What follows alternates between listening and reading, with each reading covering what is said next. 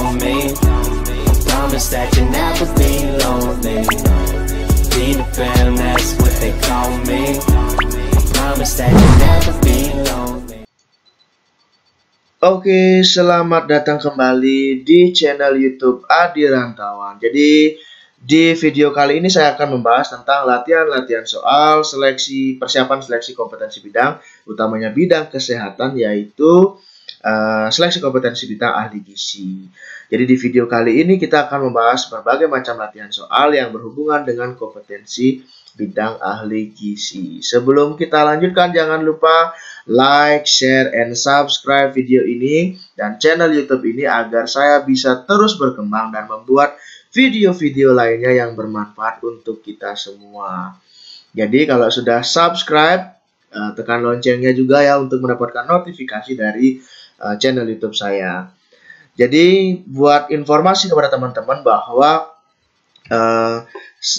per tanggal 17 Maret 2020, jadi Menteri atau Menpan RB mengeluarkan surat edaran yang berisi informasi tentang penundaan pelaksanaan seleksi kompetensi bidang yang rencananya akan dilakukan mulai tanggal 25 Maret. Jadi seyogyanya dimulai tanggal 25 Maret ini ditunda oleh karena kita tahu bahwa sekarang lagi pandemi COVID-19 atau coronavirus. Nah, akan tetapi pengumuman seleksi kompetensi dasar tetap dilaksanakan, yaitu tanggal 22 sampai 23 Maret tahun 2020, di mana pengumuman tersebut akan dilakukan melalui portal resmi penerimaan CPNS tahun 2019 di instansi masing-masing. Jadi ada dua hal yang perlu disoroti. Yang pertama adalah pengumuman SKD tetap dilakukan tanggal 22 sampai 23 Maret 2020, sedangkan seleksi kompetensi bidang itu ditunda sampai batas waktu yang ditentukan. Nah, ini tentunya juga menjadi berita buruk juga buat kita semua dan juga bisa menjadi berita baik karena teman-teman bisa mempersiapkan lebih panjang lagi waktunya untuk persiapan seleksi kompetensi bidang. Jadi benar-benar dimanfaatkan waktunya dan saya siap. Dan saya akan memberikan video-video latihan-latihan soal seleksi kompetensi bidang kesehatan dan juga yang lainnya. Jadi tongkrongin terus channel ini, jangan lupa like, share, and subscribe. Oke teman-teman, kita mulai saja ya. Biar tidak berlama-lama, kita mulai saja langsung latihan soal seleksi kompetensi bidang dan juga uji kompetensi ahli gizi. Kita mulai dari soal nomor 1. Nutrisi yang diberikan pada pasien yang tidak dapat memenuhi kebutuhan nutrisinya melalui rute oral. Formula nutrisi diberikan melalui tube ke dalam lubang atau gastric tube atau melalui nasogastric tube atau NGT atau jejunum. Dapat secara manual maupun dengan bantuan pompa mesin. Hal ini merupakan pengertian dari A.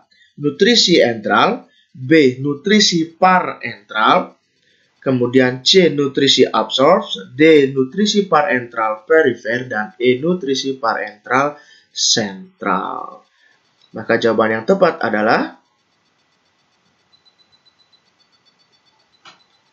ya, option A, yaitu nutrisi entral. Jadi pemberian nutrisi melalui lubang gastric tube atau nasogastric tube ini merupakan pengertian dari pemberian nutrisi melalui nutrisi entral.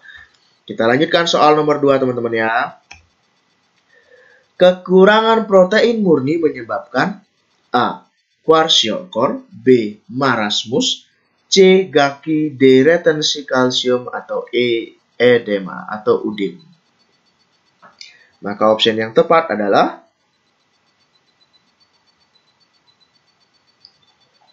ya, benar sekali, option A, kwashiorkor. Jadi kita bisa sudah lihat langsung ya, kekurangan protein murni salah satunya adalah bisa menyebabkan yang namanya penyakit kwashiorkor. Maka jawaban yang tepat dan option yang tepat adalah option A. Kita lanjutkan soal berikutnya, soal nomor 3. Oke, di soal nomor 3 ini adalah soal hitung-hitungan. Jadi teman-teman bisa siapkan kertas dan pulpen untuk mulai menghitung. Saya nanti berikan kurang lebih waktu 30 detik untuk menghitung, untuk mencari jawaban dari soal ini. Seorang nona berusia 20 tahun datang ke bidan untuk konsultasi gizi prahamil. Dia ingin mempersiapkan kehamilannya dengan baik. Nona tersebut mempunyai berat badan kurang lebih 45 kg dengan tinggi badan 150 cm. Lalu berapakah IMT Nona tersebut? Option A 17, B 20, C 25, D 27, E 30. Saya berikan waktu 30 detik ya teman-teman untuk membuat orek-orek. Berapa kira-kira jawabannya? Ya, maka jawaban yang tepat adalah option B, yaitu 20. Mari kita jelaskan ya, kenapa sih jawabannya 20. Jadi, cara menghitung indeks massa tubuh atau IMT, atau biasa kita kenal dengan BMI atau Body Mass Index, ini sebenarnya pakai rumus ya teman-teman ya, yaitu rumusnya berat badan dalam kilogram per tinggi badan dalam meter dikuadratkan.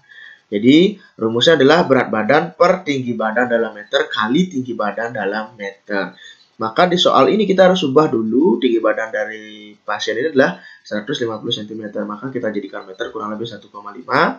Sedangkan berat badannya 45 kg. Maka jika dimasukkan ke dalam rumus 45 per 1,5 kali 1,5. Maka jawaban yang tepat adalah option B, yaitu 20.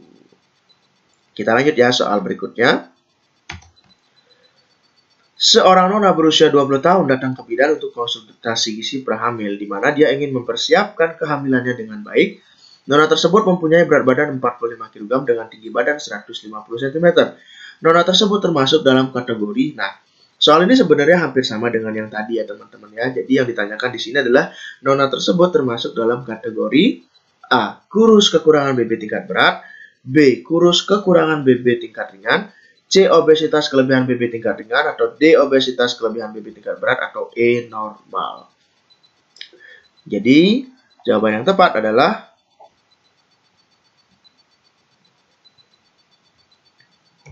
ya, option E, yaitu normal teman-teman ya. Kenapa bisa dikatakan normal?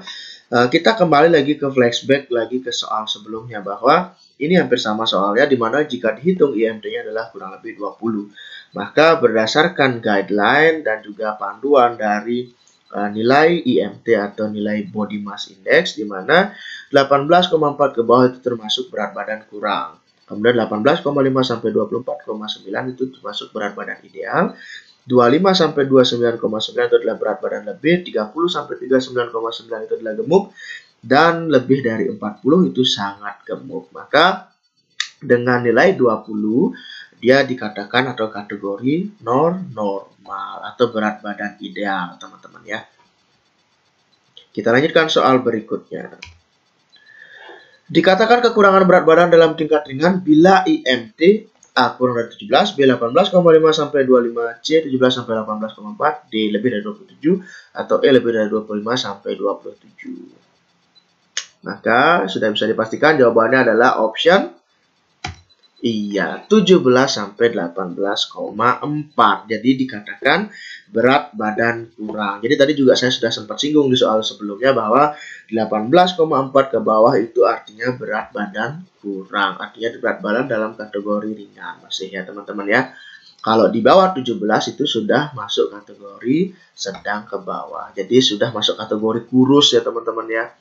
Jadi option yang tepat adalah option C, yaitu 17 sampai 18,4. Kita lanjutkan soal berikutnya. Nah, sebelum lanjut jangan lupa sekali lagi saya ingetin, yaitu like, share, subscribe, dan leave a comment di bawah. Kita bisa diskusi banyak hal terkait dengan video-video yang sudah saya upload. Jika kalian merasa ada yang perlu kita didiskusikan terkait dengan soal-soal ini, silahkan tinggalkan di kolom komentar. Jadi like, share, subscribe, leave a comment, itu semuanya gratis teman-teman ya. Oke, kita lanjutkan soal berikutnya. Kebutuhan energi yang dibutuhkan tubuh untuk menjalankan proses tubuh yang vital disebut A. AKG, B. BMR, kemudian C. BMI, D. BEE, atau E. REE. Maka jawaban yang tepat adalah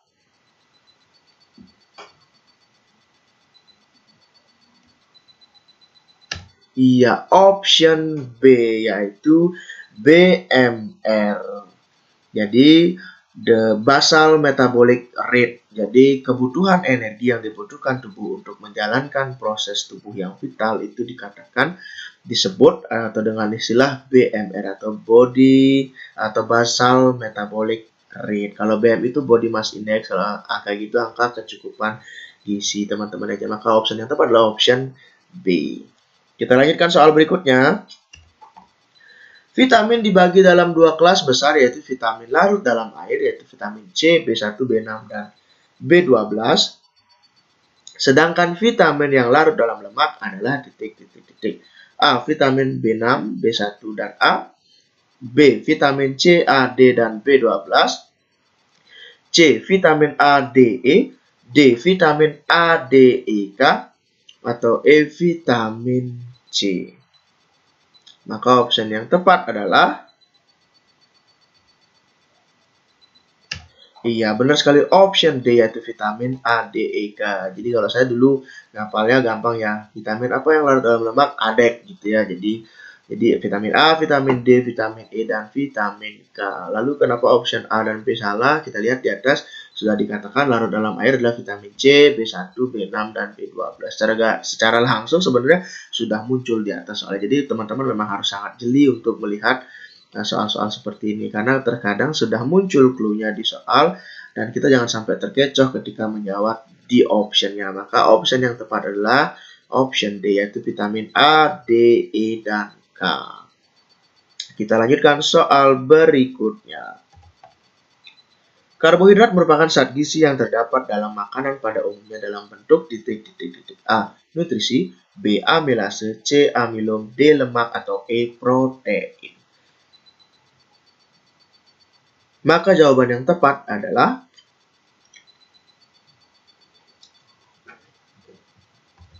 ya, option C, amilum. Lalu kenapa sih bukan lemak, bukan protein? Karena di sini ditanya adalah jelas karbohidrat. Jadi teman-teman sudah bisa eliminasi option D dan option E. Maka jawaban yang tepat adalah option C, yaitu amilum. Kita lanjutkan soal berikutnya teman-teman ya. Keadaan yang dialami seseorang dalam keadaan tidak berpuasa atau normal dengan penurunan berat badan akibat ketidakcukupan asupan nutrisi untuk metabolisme, yaitu A. Kebutuhan protein, B. Obesitas, C. Kekurangan nutrisi, D. Diabetes, atau E. Kekurangan oksigen. Maka option yang tepat adalah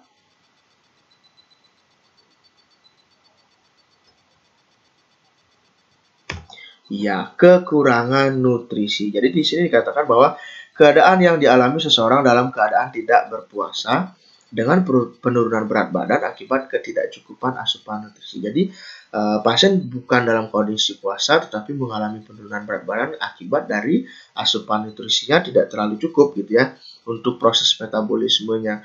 Sehingga option yang tepat adalah option yang C, yaitu kekurangan nutrisi. Kita lanjutkan soal berikutnya. Kelebihan energi yang ada dalam tubuh kita akan disimpan dalam bentuk A. Lemak, B. Otot, C. Kulit, D. Keringat, atau E. Air kencing. Maka option yang tepat adalah ya, benar sekali, lemak. Jadi kelebihan energi yang ada dalam tubuh kita biasanya dicadangkan dalam bentuk lemak. Bukan otot, bukan kulit, bukan keringat, bukan air kencing, apalagi teman-teman, kelebihan energi. Walaupun di sini bahasanya kelebihan energi bukan berarti karbohidrat ya teman-teman. Jadi kelebihan energi yang ada dalam tubuh kita itu biasanya dalam bentuk lemak, disimpannya, dirubah atau dikatalis menjadi lemak. Jadi jawaban yang tepat adalah option A. Kita lanjutkan soal berikutnya, masih semangat teman-teman ya. Yang bukan merupakan fungsi dari lemak, yaitu A. Sebagai sumber energi, merupakan sumber energi yang didapatkan dengan memberikan 9 kal per gram. B. Penyekatan atau isolasi, lemak akan mencegah kehilangan panas tubuh. C. Ikut serta membangun jaringan tubuh. Option D. Sebagai perlindungan tubuh. Dan option E. Menghasilkan jaringan baru. Maka option yang tepat adalah iya, menghasilkan jaringan baru. Yang ditanya di sini sekali lagi teman-teman, yang bukan merupakan fungsi dari lemak. Jadi kata kuncinya adalah yang bukan. jangan sampai terkecoh, karena lemak juga memiliki fungsi sebagai perlindungan tubuh, membangun jaringan tubuh, lemak juga akan mencegah kehilangan panas tubuh, dia menjaga homeostasis tubuh kita sehingga pada saat panas kita akan berkeringat seperti terjadi evaporasi. Maka option yang tepat adalah option E, yaitu menghasilkan jaringan baru. Oke, itu dia tadi kurang lebih 10 soal yang berhubungan dengan seleksi kompetensi bidang dan uji kompetensi ahli gizi. Jadi terima kasih teman-teman yang sudah menonton video ini. Sekali lagi, jangan lupa like, share, and subscribe. Jadi subscribe dan juga like dan juga berikan komentar kalian di kolom komentar untuk mendiskusikan apa yang kita sudah bahas di video ini. Karena dengan kalian klik like, share, and subscribe itu akan memberikan motivasi lebih lagi untuk kita, untuk saya, untuk tim, untuk memberikan, menghadirkan juga soal-soal melalui video-video terbaru dari kami. So, tongkrongin terus channel ini. Thanks for watching. Terima kasih.